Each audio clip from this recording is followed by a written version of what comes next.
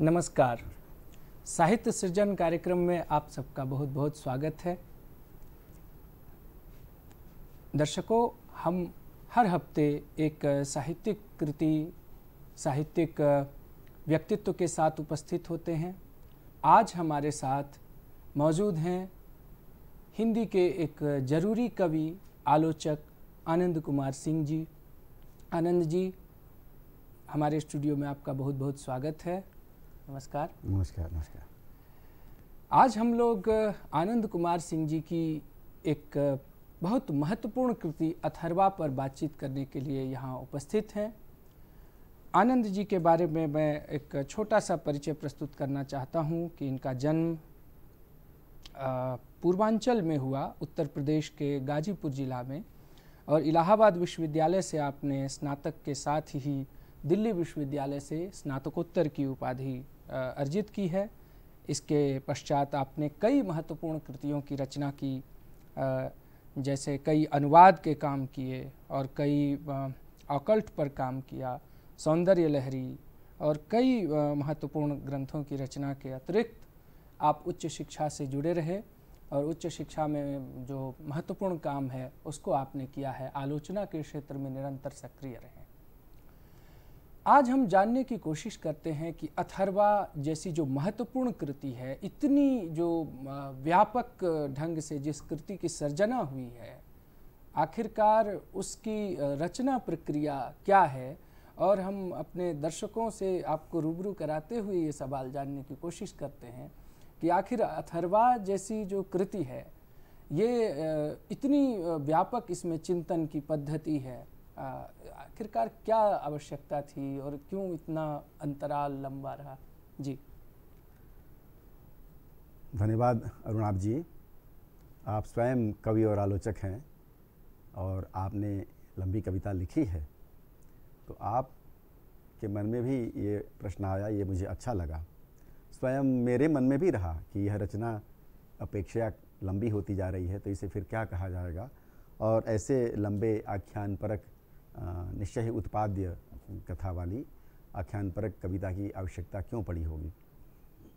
तो इसके उत्तर में मैं यही कहूँगा कि कई बार ऐसा काव्यानुभव, जीवनानुभव बनता है जो आपको प्रेरित करता है कि उसकी अभिव्यक्ति का मार्ग और स्वरूप आप तय करें। कई बार ऐसा होता है और मुझे लगता है इसी क्रम में कविताएं भी, लंबी कविताएं बनी होंगी, प्रबंध रचनाएं हुई होंगी, महाकाव्य या खंडकाव्य भी इन्हीं दबावों से लिखे जाते रहे होंगे।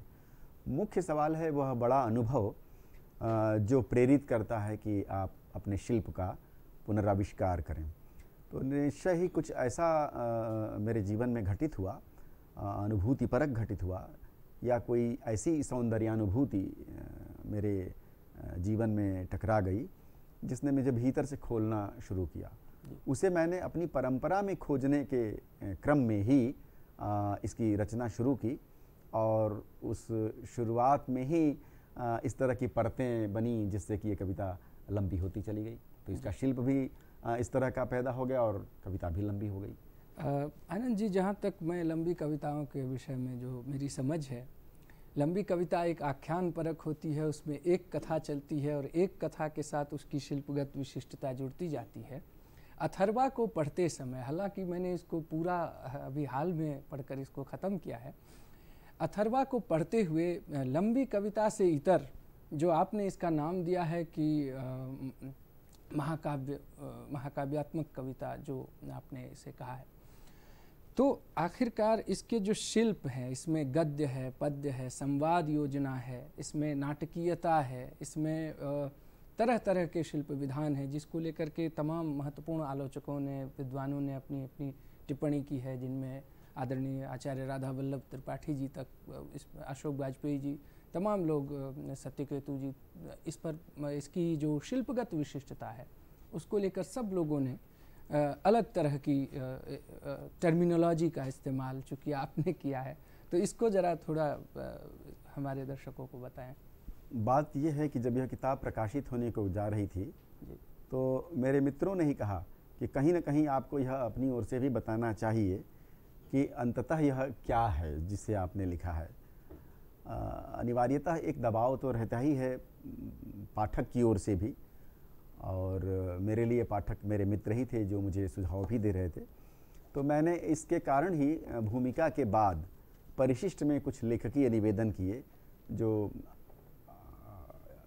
एक तरह से मेरा एक्नॉलेजमेंट भी है, आभार भी है, और कुछ रचनात्मक प्रक्रिया पर बातचीत भी है। तो उसमें मैंने ये स्पष्ट करने की कोशिश की कि जिसे हम हिंदी में पारंपरिक रूप से लंबी कविता कहते हैं, तो वो जैसे राम की शक्ति पूजा है, धूमिल की कविता मोची राम है, या नरेश मेहता की कविता समय देवता है, मुक्तिबोध की कविता अंधेरे में है, राजकमल चौधरी की कविता। हिंदी में लंबी कविताओं की परंपरा है, आपने स्वयं काम भी किया है लंबी कविताओं पर, शिल्प पर। तो यह कविता उस तरह की लंबी कविता नहीं है क्योंकि यह लंबी से अधिक लंबी है, तो फिर इसको क्या कहें। इसके लिए मैंने एक महाकविता टर्मिनोलॉजी शब्द का उपयोग किया है, जिसमें मैंने ये स्पष्ट भी किया है कि महाकविता का आशय यह है कि महाकाव्यात्मक लंबी कविता, जो लंबी से अधिक लंबी है, पारंपरिक कविताओं से अधिक लंबी है। और आपने देखा होगा कि इसमें अनेक अनेक प्रकार के कोलाज हैं, तरह तरह की कविताओं के सुसंयोजन से या वियोजन से भी ये रचना पैदा हुई है और इस आकार, पृथुल आकार में सामने आई है। जी, सबसे पहले तो ये था कि मुझे बधाई देनी चाहिए थी कि इतनी महत्वपूर्ण कृति 25 वर्षों की मेहनत में आपने लिखी है। फिलहाल मैं इससे एक कविता जो मुझे बहुत पसंद है, भारतवर्ष, उसका कुछ एक अंश पढ़ता हूँ। मेहरगढ़ की बस्तियों में दबी है प्राचीन मानव की जीवन तिथियाँ, द्वारका सो रही है जल में, हजारों वर्ष के भीषण परिश्रम में स्थिर संघर्षरत बचे हैं कल्प मृदभांड, ताम्रयुगीन सभ्यताओं के जीर्णावशेष शिवालिक की द्रोणियों में शेष रह गए हैं। रामापिथेकस नर्मदा की घाटियों में मिलते हैं कबंध, क्या इन्हीं दो चार अक्षों पर नाचेगा कालिक वृत्तांत। प्रजातियों के निर्वंशी उपद्रव कब तक फूटते रहेंगे, जबकि धुल चुकी है सभी प्रजातियाँ मिश्रित उषा के हिलकोरे जल से। उच्चावच रुधिर की तप्त परिक्रमा में डूब गए हैं जाति अभिमान, पूर्वज हैं सभी के एक ही महाप्रज्ञ मानव। ये जो इसकी जो खासियत है, अथर्वा की जो अलग अलग संदर्भ आता है, अलग अलग कविताएं आती हैं इसमें, और उन कविताओं की जो खासियत है, ये कविताएं सिर्फ आनंद जी लिख सकते हैं, मुझे ऐसा लगता है। और इन कविताओं के जो अंतर तत्व हैं, इसमें कई पात्र हैं, पौराणिक ऐतिहासिक पात्र हैं, इसमें फाहियान आते हैं, इसमें उपनिषदकालीन पात्र हैं। इन अद्भुत पात्रों की जो सर्जना है, वो उन पात्रों को गढ़ने का मिजाज आप में कैसे आया, ये मैं जानना चाह रहा था। ये बड़ा सुंदर प्रश्न है अरुणाभ जी।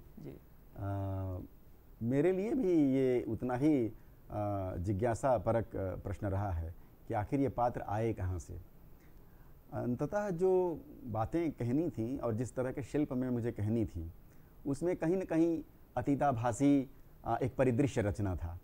और आप तो जानते हैं कि अगर हम नाम लेते हैं श्वेत केतु, मधुचंदा, अथर्वा, दीर्घतमा, मातरिश्वा, ऐसे पौराणिक तो नहीं कहेंगे, वैदिक ये नाम है, तो उससे स्वसहज ही हम एक काल के भीतर और पुरावर्ती काल में प्रवेश कर जाते हैं। जैसे कोई दृश्य समझाने के लिए नाटक में हम पर्दा लगाते हैं, पर्दे से काफ़ी कुछ दृश्य हम काल के भीतर बहते हैं, निकलते हैं। जैसे पर्दे पर हम कोई पौराणिक दृश्य उकेरते हैं तो वो दृश्य में हम पीछे लौटते हैं, तो उसी तरह से ये नाम भी हमें पीछे लौटाने में मदद करते हैं।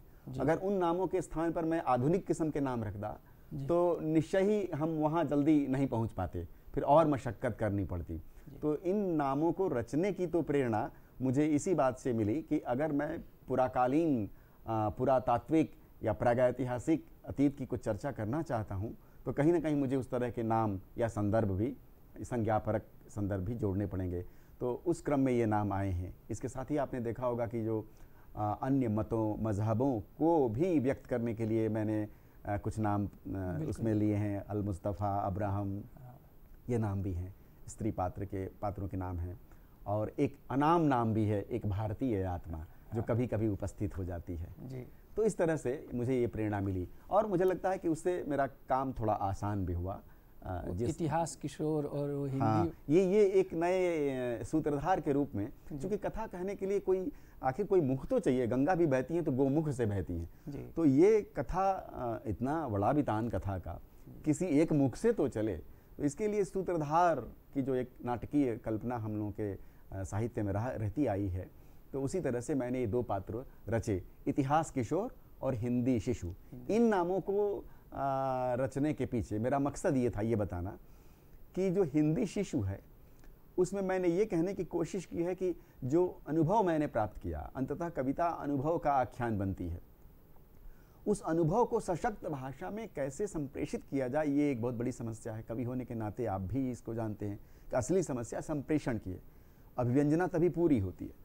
तो हिंदी शिशु से मेरा आशय ये है कि मेरी जो हिंदी है, मेरी जो अपनी भाषा है, वो अभी उस बड़े अनुभव को व्यक्त करने के लिए शिशुवत भाषा ही है।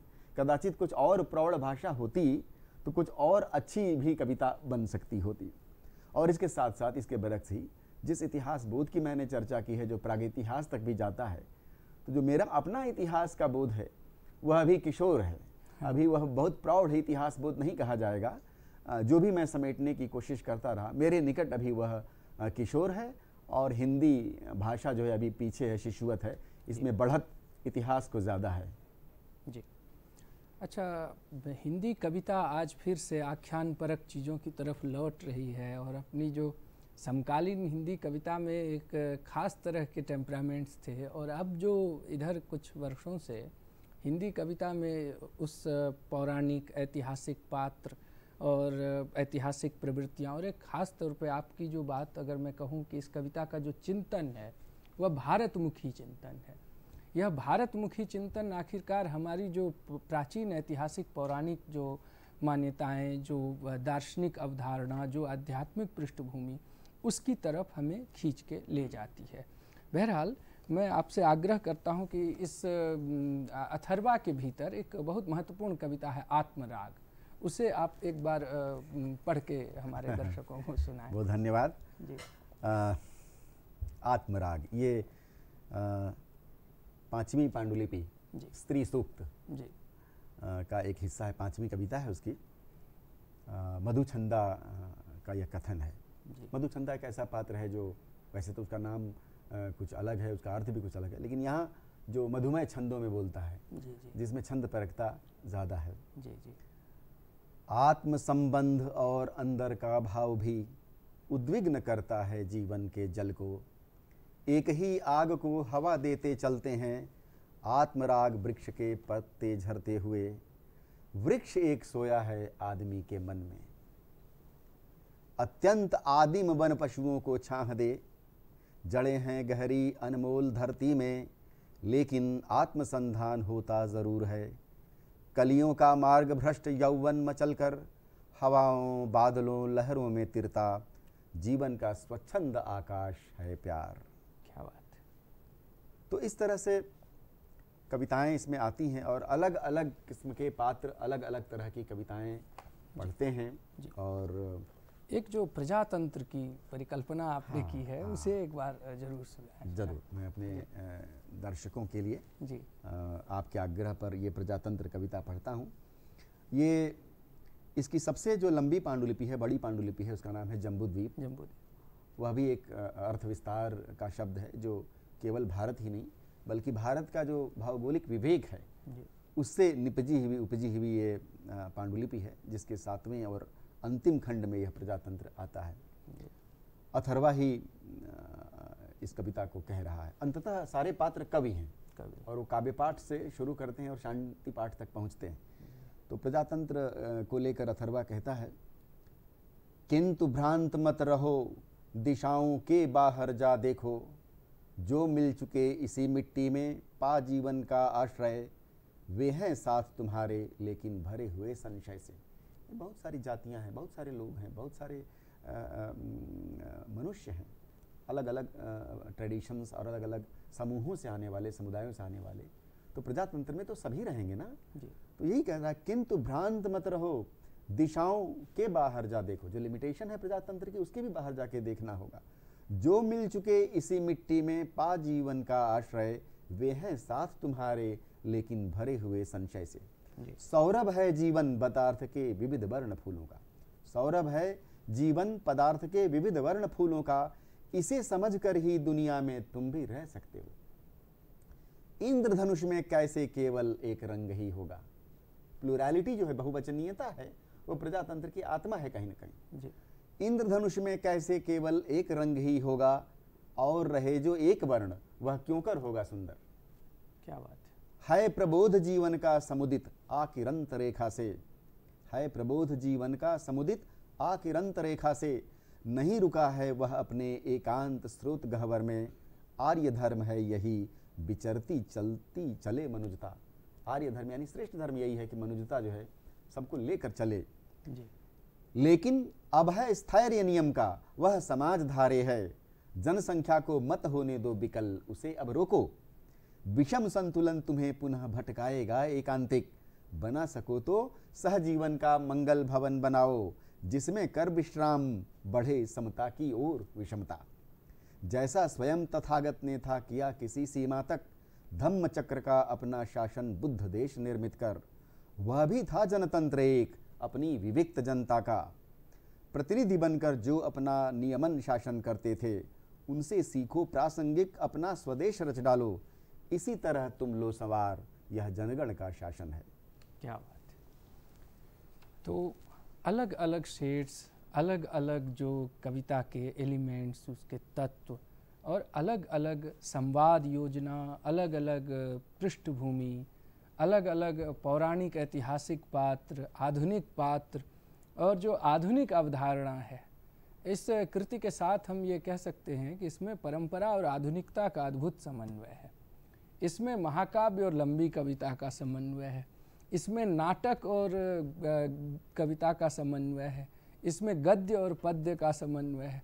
तो एक जो समन्वय की विराट चेष्टा के साथ जो अवधारणात्मक ढंग से चलने वाला चिंतन है, वही भारतमुखी चिंतन है। और भारतमुखी चिंतन की पृष्ठभूमि पर अथर्वा जैसी कृति की सर्जना होती है। हालांकि एक लंबे मानसिक विवेक के साथ आपने इस कृति को रचा है। बहरहाल एक चीज़ जानने की बड़ी इच्छा हो रही थी कि इसमें वैदिक और उपनिषद कालीन जो चीज़ें हैं, उसका बहुत अच्छा आपने उपयोग किया है। श्री सूक्त, पुरुष सूक्त, स्वस्ति वाचन, कोई ऐसा खंड नहीं है, और वैदिक सूक्त जितने हैं वहाँ तक आपने जाने की कोशिश की है। उसके बारे में बताइए थोड़ा सा। रचनात्मकता के दबावों के कारण ही अनेक पात्रों के मुख से जो कहानियाँ गढ़ी गई हैं या कहलाई गई हैं, उनमें पुराने शिल्प का उपयोग करना मुझे उपयोगी लगा, और मुझे लगा कि ये प्रासंगिक भी हो सकता है। आखिर हमारे बड़े कवियों ने, जिनको हम ऋषि भी कहते हैं, तो उन्होंने इस तरह का शिल्प, अगर प्रार्थना का एक शिल्प बनाया, तो हम नए लोग भी उसका प्रयोग कर सकते हैं, इस्तेमाल कर सकते हैं। तो उस तरह प्रार्थना के शिल्प का, जैसे शांति पाठ आपने कहा, तो सूक्तों का शब्द का प्रयोग किया, पृथ्वी सूक्त नाम का एक इसमें अंश ही है। तो उन शब्दों से आप देखते हैं कि अर्थ संदर्भात्मक होते हैं, शब्द भी संदर्भात्मक होते हैं। जो ही आप उनका प्रयोग करते हैं तो वो एक परिमंडल आपके सामने प्रस्तुत करते हैं। तो उस वातावरण को संप्रेष्य बनाने के लिए मैंने इस तरह के प्रार्थना के शिल्प का भी इसमें प्रयोग किया। और उपनिषदिक और वैदिक चिंतन के साथ साथ बौद्ध चिंतन के लिए, बौद्ध चिंतन को कन्वे करने के लिए, संप्रेषित करने के लिए पांडुलिपियों का सहारा लिया गया। अक्सर वेनसांग की जो इसमें जो उपस्थिति दिखाई देती है आपको, जो अलग अलग पांडुलिपियों को खोज रहा है, उसके साथ इब्न बतूता है, अल बेरूनी भी है, डोमिंगो पेस है, ट्रेवर्नियर है, ऐसे अनेक यात्री जो हिंदुस्तान को खोजने आते हैं, भारत को खोज रहे हैं। तो इसकी कल्पना में ये बात कही गई है कि भारत को खोजने की एक प्रक्रिया पहले रही है, हम नए सिरे से भी भारत को खोज सकते हैं। भारत, इसमें ये बात भी आती है कि भारत केवल एक देश का भूगोल नहीं है, एक वो समावेशी चिंतन का नाम है, सामासिक प्रक्रिया का नाम है, जो मनुष्यता के वैविध्य को, चिंतनात्मक वैविध्य को और सारी परिलब्धि को एक जगह कहीं ना कहीं समावेशित करता है, और एक उसका एक विराट पैटर्न बनाता है। तो वो जो एक पैटर्न है जिसमें तरह तरह का ताना बाना है, मुझे लगता है कि उसी को बनाने के क्रम में और उसी दबाव के कारण भी यह कविता इतनी लंबी हुई और इसमें तरह तरह के शिल्पों का, जिसका आपने उल्लेख किया, उपयोग या प्रयोग किया गया है, संभव हुआ है। जी, तो समकालीनता का कोई दबाव आप पे नहीं था? नहीं, समकालीनता का बहुत बड़ा दबाव था। देखिए, अभी प्रजातंत्र कविता का अंश ही मैंने पढ़ा। कहीं न कहीं प्रजातंत्र की बहुत सारी खूबियों के साथ साथ कुछ ऐसे भी मूल्य बचते हैं जो कहीं न कहीं मुझे लगता है कि उपयुक्त नहीं जान पड़ते हैं, जिनको हम प्रजातंत्र की कमजोरी भी मानते हैं। तो प्रजातंत्र में ही वो बात भी होगी जो अपनी कमी को भी खोजेगी और निकालेगी, और नई मनुष्यता ये काम करेगी। इस किताब का अंततः उद्देश्य क्या है? नई मनुष्यता की रचना करना, जो सब तरह के आग्रहों दुराग्रहों से मुक्त हो और नई मनुष्यता पैदा हो। बहुत ज़रूरी है, क्योंकि जो पूरी दुनिया में जिस तरह की स्थिति बनी हुई है और परिस्थिति जो चल रही है, उसमें अक्सर आप देखेंगे कि दुराग्रह बहुत ज़्यादा हावी हो रहे हैं और हमारी जो स्वतंत्रता की जो स्पेस है वो घटती जा रही है। हमारी जो फ्रीडम है, और वह फ्रीडम व्यक्ति की, समुदाय की, समाज की, ये बहुत ज़रूरी है। एक बहुलतावादी समाज के लिए, एक बहुरंगी दुनिया के लिए, जिसमें हर मनुष्य ठीक से जी सके, सांस ले सके, उसके लिए बहुत ज़रूरी है कि हम ऐसा परिवेश निर्मित करें जहाँ समाहार हो सके, हम सबका सम्मान कर सकें और अपने अनुकूल उसको हम बना सकें, विकसित कर सकें। तो अंततः कविता का ये लक्ष्य होता है। कविता भी अंततः समावेशी एक शिल्प है और कार्य है। तो उस दिशा में रचने के लिए ही इस तरह के शिल्प, इस तरह की कहानियाँ, इस तरह के आख्यान, इस तरह के अनेक संदर्भ, व्यक्ति, पुस्तकें, घटनाएं इसमें दर्ज की गई हैं, जिसके ताने बाने से किताब बनी है। उसी का नाम वन है जी। जो एक पात्र दृढ़तमा कहता है, अथर्वा मैं वही वन हूँ, यानी जिस वन को तुमने अनुभव किया है, जिस विराटता को, वैविध्य को, प्रफुल्लता को, उसी को मैंने भी अब अनुभव कर लिया है। अथर्वा एक संशयवादी पात्र है जी। और अथर्वा और दीर्घतमा एक संशयवादी पात्र है, और अथर्वा और दीर्घतमा के डिस्कोर्स से, उनकी प्रश्नाकुलता से, उत्तर तक पहुंचने की छटपटाहट से विमर्श तैयार हुए हैं, जिसमें आधुनिक समय का भी बहुत सारा विमर्श है और आधुनिकता के दबाव से ही वो उपजा हुआ विमर्श है, जिसके अंतिम खंडों में जो दलित विमर्श है वह भी इसमें पूरा का पूरा आपको दिखाई देता है जी। इतिहास ग्रंथ ही उसी को कहा गया है, इतिहास ग्रंथ। अच्छा, मुझे कविता को पढ़ते समय लगा कि कहीं ना कहीं जो इसके जो शिल्प में जो कौलाचार और जो कौलिक परंपरा है, वहाँ तक जाने की भी एक कोशिश है इसमें। चूँकि हिंदी साहित्य का तो उद्भव ही तंत्र के चिंतन से हुआ है। आप वज्रयानियों और सहजयानियों से हिंदी साहित्य को शुरू करते हैं, सहरहपा से हिंदी साहित्य को मानते हैं। तो जो 84 सिद्धों की कविता थी, अनुभवात्मक, अनुभवगम्य कविता से ही हिंदी साहित्य शुरू होता है। उसी ज़माने में दलितों और स्त्रियों को उसमें प्रवेश दिया गया है और एक तरह का समांतर वैचारिक प्रत्यय हमारी परंपरा में प्रकट हुआ, जिससे हिंदी साहित्य ही बना। लौकिक श्रृंगार की प्रतीति हो या लौकिक जीवन के संवेदनशील मूल्यों की खोज हो, तो ये तो आदिकाल से ही शुरू हो गया। तो मैंने उस तत्व को भी इसमें कहीं न कहीं अनुस्यूत करने की, उसका भी एक प्रकाश है जिसमें इसको तंत्रालोक कहा गया है, उसको पाने और समझने की एक कोशिश की गई है। शिल्प के स्तर पर ही उसका विन्यास इसमें दिखाई देगा आपको। बहुत अच्छा। और हम अपने दर्शकों को बताएं कि हमारी जो अथर्वा जैसी कृति के जो कृतिकार हैं आनंद जी ने 25 वर्षों की मेहनत से एक अद्भुत कविताओं का एक कोलाज कह लीजिए, एक महाकविता हम सबके सामने में प्रस्तुत किया है। लोगों को ये आरोप लग सकता है कि लोगों का कि ये कठिन कृति है। दरअसल में कृतियाँ कोई कठिन नहीं होती है। हमारा जो मानस विवेक है वह वहाँ तक जरूर यह प्रवेश करें, लोग इसे देखें। अथर्वा में आपको एक खासियत मैं बताऊं इस किताब की कि हर जगह, जिस जगह पर आपको लगेगा कि यहाँ पर चीज़ें समझ में नहीं आए, उसके लिए संदर्भ दिए गए हैं, फुटनोट्स है, पूरी की पूरी बिब्लियोग्राफी दी गई है। इस तरह कम होता है हिंदी में जो एक किताब के भीतर इतने सारे संदर्भ हो और उस संदर्भ को कवि ने स्वयं खोला है।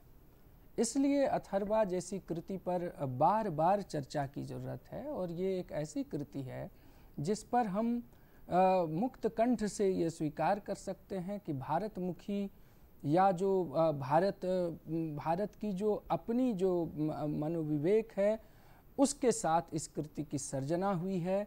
आप सब लोगों ने इस कार्यक्रम को देखा। मैं उम्मीद करता हूं कि आनंद जी को आप सब बधाई दें और उम्मीद करता हूं कि इससे और महत्वपूर्ण कृतियों की रचना आनंद जी करते रहें। आनंद जी आज हमारे साथ स्टूडियो में मौजूद रहे, बहुत बहुत आभार।